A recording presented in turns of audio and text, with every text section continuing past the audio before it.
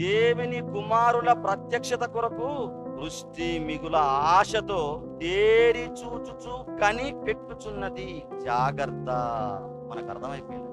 ఇంత మనకు అర్థమైపోయిన తర్వాత మన ప్రవర్తన ఎలా ఉండాలి, మన సంభాషణ ఎలా ఉండాలి, ఎక్కడున్నా నువ్వు అడవులలో ఉండు, కొండలలో ఉండు, ఒక్కనివిగా ఉండు. కొంతమంది సెల్లులు దొరికిన తర్వాత, మొబైల్ స్మార్ట్ ఫోన్ వచ్చిన తర్వాత 10 మందిలో చూస్తే బాగుంటుందని రహస్య ప్రదేశాల్లో పోయి చూస్తూ ఉంటారండి. అక్కడ ఎవ్వలేరండి. బాబు, ఏ చెట్టు కింద అయితే నువ్వు కూర్చున్నావో ఆ చెట్టు నీ కింద నిఘా పెట్టి, నీ పైన నిఘా పెట్టి, గాలి ఉందే నిన్ను బాగా చూస్తుంది, సీసీ కెమెరాలో బంధిస్తుంది నిన్ను.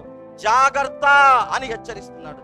ఒక హాల్లోకి పోతే భయం, ఒక షాపులోకి వెళ్తే భయం, ఒక ఇంట్లోకి వెళ్తే భయం, ఒక స్టేషన్కి వెళ్తే భయం, ఒక ఆఫీసులలోకి వెళ్తే భయం. భయం భయం భయం ఎందుకు?